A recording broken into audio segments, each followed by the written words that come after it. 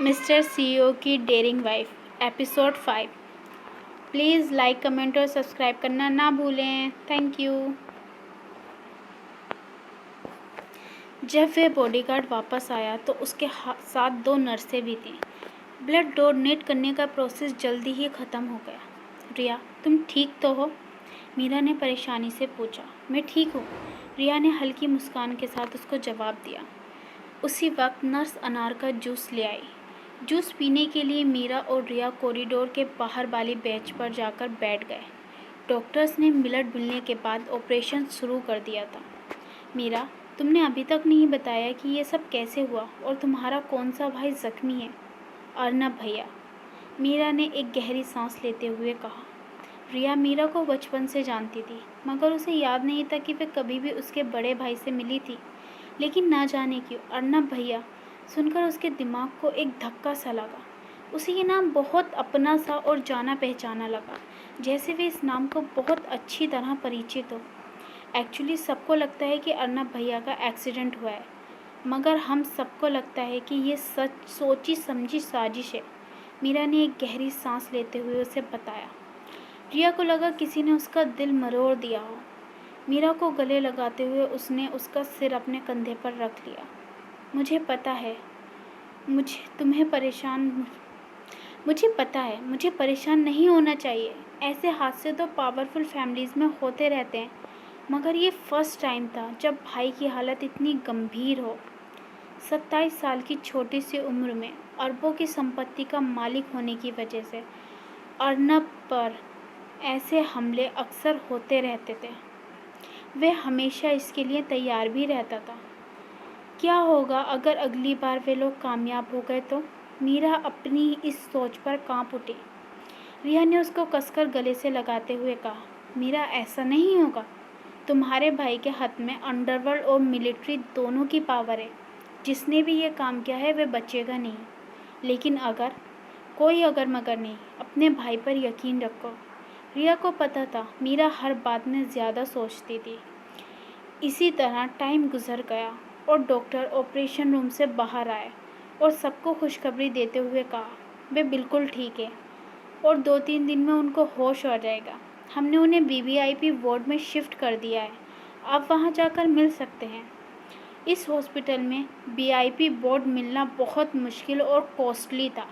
बीबीआईपी ward सिर्फ high ranking officer और कुछ मिलिट्री वालों के लिए था। उसके भाई की खबर सुनकर रिया ने मीरा से अलविदा कहा। तभी उसका फ़ोन बज उठा। उसने देखा कि उसकी मदर का फ़ोन था। वे हिचकिचाई। फ़ोन उठाओ, देखते हैं इस बार ड्रामा क्वीन क्या कहना चाहती है। मीरा की बात सुनकर उसने फ़ोन को स्पीकर पर डाल दिया। जैसे ही उसने फ़ोन उठाया, उसकी माँ की चीखती हुई आवाज़ आई, तुम्हें इतनी देर क्यों लगी फ़ोन उठाने में? अब तुम अपनी माँ का फ़ोन भी नहीं उठाना चाहती हो? शकुंतला खन्ना बिना किसी हिचकिचाहट के रिया पर बरस पड़ी। रिया उनकी इंसल्ट को बर्दाश्त नहीं करना चाहती थी, तो उसने कहा, डियरेस्ट मदर, प्लीज़ अपनी बात कहें जो आपको कहनी है। बेशर्म लड़की। हाँ हाँ, मुझे पता है मैं आपके लिए डिस्गस्टिंग हूँ। अगर आपके बस में होता तो आप मुझे 23 साल पहले पैदा ही नहीं करती। आप ये सब कुछ मुझे 1000 बार बता चुकी हैं, रिया ने अपनी माँ के शब्दों को दोहराते हुए कहा। उसकी माँ हमेशा उसे ऐसे ही बेइज्जती करती। वे कभी भी रिया को प्यार भरी नज़रों से नहीं देखती, क्योंकि उनकी सारी अटेंशन और प्यार उनकी छोटी बेटी के लिए था, सुनैना खन्ना। तुम्हारी छोटी बहन का बर्थडे आ रहा है और तुम्हें पार्टी में आना है, शकुंतला ने कहा। उसे अपनी बड़ी बेटी बिल्कुल पसंद नहीं थी, मगर उसके ससुर राजीव खन्ना, जो कि खन्ना इंडस्ट्रीज़ के सबसे बड़े शेयर होल्डर थे और मुंबई की जानी मानी हस्ती थे, वे रिया पर अपनी जान छिड़कते थे। माना कि शकुंतला रिया से नफरत करती थी, मगर उसके दादाजी के प्यार की वजह से उसे रिया को अपने पास रखना पड़ता था, क्योंकि राजीव खन्ना कभी भी रिश्तों की कदर नहीं करते थे। यहाँ तक कि उन्हें अपने बेटों से भी कोई मतलब नहीं था। लेकिन वे रिया से बहुत प्यार करते थे और उसकी बहुत परवाह करते थे। आपको सच में मुझे बुलाना है या आप कहें तो मैं आपकी कॉल दादाजी को ट्रांसफ़र कर सकती हूँ, रिया ने जवाब दिया। सच बाहर आने पर शकुंतला को और गुस्सा आ गया। वे रिया को इसी वजह से बुलाना चाहती थी। क्योंकि उसके दादाजी ने इस पार्टी में आने के लिए कोई जवाब नहीं दिया था। अगर उसके दादा जिस पार्टी में जाते हैं तो पूरी फैमिली में उनकी रेपुटेशन और बढ़ जाती। पागल लड़की, ज़्यादा मत बोलो। मैंने 23 साल तक तुम्हें अपने खून पसीने और आंसुओं से बड़ा किया है। शकुंतला ने अपना हाथ टेबल पर पटकते हुए कहा। मॉम प्लीज़, मुझे आपने सिर्फ एक बार गोद में उठाया था, उसके बाद मुझे आई ने पाला है। रिया ने उनको सच्चाई याद दिलाते हुए कहा। ये बात किसी से छुपी नहीं थी कि शकुंतला अपनी बड़ी बेटी को पसंद नहीं करती थी। शकुंतला की शादी उसके पति से उसकी मर्जी के बिना जबरदस्ती की कर दी गई थी। दोनों किसी और से प्यार करते थे। उनके घर वालों ने उन पर जवाब डालकर उनकी शादी करा दी। शकुंतला जो आज़ाद ख्याल लड़की थी, उसे इस तरह फोर्स होने पर नफरत थी और शादी के बाद उन्होंने उस पर जोर दिया कि वे बच्चा पैदा करे। इसी नफरत के बीच रिया का जन्म हुआ। इसी वजह से उसे रिया बिल्कुल पसंद नहीं थी। लेकिन धीरे धीरे शकुंतला और उसके पति में प्यार होने लगा और इस तरह उनकी दूसरी बेटी सुनैना पैदा हुई। हालांकि मैंने तुम्हें नहीं पाला, लेकिन जन्म तो दिया है ना। 9 महीने अपनी कोख में रखा है। ऐसे बात कर रही हो, कोई ऐसी बात करता है कोई अपनी माँ से? उसका गुस्सा चरम सीमा पर था। उसे समझ नहीं आ रहा था कि उसने अपनी बड़ी बेटी को पालने में ऐसी क्या गलती की थी जो वे इस तरह बन गई थी। लेकिन वह भूल गई थी कि उसने रिया को पैसे के अलावा कुछ नहीं दिया था। जब रिया छोटी थी, वे सिर्फ अपने माँ बाप का प्यार पाना चाहती थी, मगर बदले में गुस्सा और इंसल्ट ही मिलती। रिया इस सोच के साथ बड़ी हुई थी कि इस ज़िंदगी में उसे उसके माँ बाप का प्यार कभी नहीं मिलेगा। खैर, मुझे सिर्फ इतना कहना है, बर्थडे पार्टी पर टाइम से आ जाना। मैं नहीं आऊँगी। रिया ने साफ इनकार कर दिया। बेहतर है तुम खुद आ जाओ, नहीं तो मैं और तुम्हारे पिताजी तुम्हारे घर आ जाएंगे तुम्हें लेने के लिए, शकुंतला ने गुस्से से कहा। मगर उसे नहीं पता था कि उनका दिया हुआ घर रिया बहुत पहले ही छोड़ चुकी है। तुम्हारी बहन तुमसे इतना प्यार करती है और तुम हो। शकुंतला अपनी बात पूरी करती उससे पहले ही मीरा ने फ़ोन छीन लिया। आंटी जी, वे आ जाएगी, और इतना कहकर उसने कॉल काट दी। मीरा को पता था सुनैना रिया का सबसे वीक पॉइंट था। उसने सुनैना को बहनों से ज़्यादा अपनी औलाद की तरह पाला था, मगर सुनैना ने उसे धोखे के सिवा कुछ नहीं दिया था। वे उसे अपनी बहन से ज़्यादा दुश्मन समझती थी। इसीलिए वे रिया की सबसे बड़ी दुश्मन वर्षा से दोस्ती कर बैठी। मीरा जानती थी बचपन से उसने अपने माँ बाप का प्यार पाने के लिए सब कुछ किया था। वे क्लास की टॉपर थी, हर काम में परफेक्ट थी, एक आदर्श लड़की थी।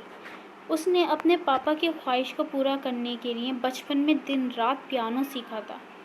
रिया बचपन में काफ़ी समय के लिए अपने दादाजी के पास रही थी। उसके दादाजी ने उसकी ट्रेनिंग बहुत सख्त की थी, इसलिए बचपन से उसने अपने दादाजी से कंपनी को संभालना सीखा था। उसे पता था बड़े होकर उसे अभिषेक की बीवी बनना है, इसलिए उसने खुद को हर चीज़ के लिए परफेक्ट बनाया था। वे पूरे ऑफिस को अकेले संभाल सकती थी। खुद को एक परफेक्ट बीवी और बेटी बनाने में उसने अपनी पूरी ज़िंदगी गुजार दी। उसे याद ही नहीं था कि उसकी बचपन में ख्वाहिशें क्या थीं। पागल लड़की, तुमने हाँ तो कर दी, मगर अब मैं पार्टी में जाऊंगी कैसे? रिया ने उसको डांटा। क्या मतलब? मीरा ने हैरत से पूछा। तुम्हें पता तो है पार्टी में बिना पार्टनर के नहीं जा सकते। इस एक हफ्ते में मैं पार्टनर कहाँ से लाऊं? रिया ने गुस्से से अपनी बाहें क्रॉस की। मेरे पास एक प्लान है, मीरा ने शरारत भरी मुस्कान के साथ जवाब दिया। हम दोनों जानते हैं वे कमीना अभिषेक भी वहाँ आएगा, बेवकूफ़ वर्षा के साथ, क्योंकि तुम्हारी छोटी बहन उसकी बेस्ट फ्रेंड है। जितना मैं उस अभिषेक से नफ़रत करती हूँ, उतनी ही तुमसे मोहब्बत। लेकिन इस देश में कुछ ही लोग हैं जो अभिषेक को टक्कर दे सकते हैं, और मेरे भाई उनमें से एक हैं। मैं विवेक भैया को कहूँगी तुम्हारे साथ जाने के लिए। मीरा ने खुशी से ताली बजाते हुए कहा। मीरा अभिषेक का चेहरा सोचकर जब वे रिया को विवेक राठौर के साथ देखेगा हंसने लगी। मुझे नहीं लगता तुम्हारा प्लेयर भाई इस बात को कभी एग्री करेगा। रिया ने गहरी सांस ली। सब जानते थे विवेक राठौर एक प्ले बॉय था। वह लड़कियों को कपड़ों की तरह बदलता था। वह अपने भाई से बिल्कुल अलग था। लड़कियों को फंसाना, उनके साथ खेलकर छोड़ना उसे बहुत अच्छे से आता था। हालांकि वे दिखने में हंसमुख और सिंपल लगता हो, मगर उसका गुस्सा सबसे ख़तरनाक था। लोग उसे स्माइलिंग टाइगर भी कहते थे। वे सिर्फ अपने बड़े भाई की बात मानता था और किसी की नहीं। मानती हूँ वे बहुत टफ इंसान है, मगर वे मेरी बात कभी नहीं टालेंगे। मीरा जानती थी वे अपने भाइयों की कमज़ोरी थी, और ख़ासकर जब मैं उन्हें बताऊंगी कैसे तुमने बड़े भाई को अपना ब्लड दिया है। मीरा ने शरारती भरी आंखों से उसे देखा। अर्नब से ज़्यादा विवेक मीरा पर अपनी जान छिड़कता था। मीरा को कुछ भी बात मनवानी होती तो वे विवेक का सहारा लेती। हालांकि विवेक एक प्ले बॉय के नाम से जाना जाता था, लेकिन वे कभी भी किसी लड़की को पार्टीज में लेकर नहीं जाता था। रिया को यकीन था कि वे इस बार भी ऐसा ही करेगा। वे कभी भी एक्सेप्ट नहीं करेगा। रिया ने उस बारे में सोचते हुए कहा। तभी मीरा के फ़ोन पर एक मैसेज आया और वे चिल्ला उठी, भाई ने हाँ कर दी। ये जब ये बातें कर रहे थे तब वे मीरा ने पहले ही अपने भाई को मैसेज भेज दिया था और उसका जवाब भी आ गया था। रिया ने हैरत से उसे देखा। Bye bye.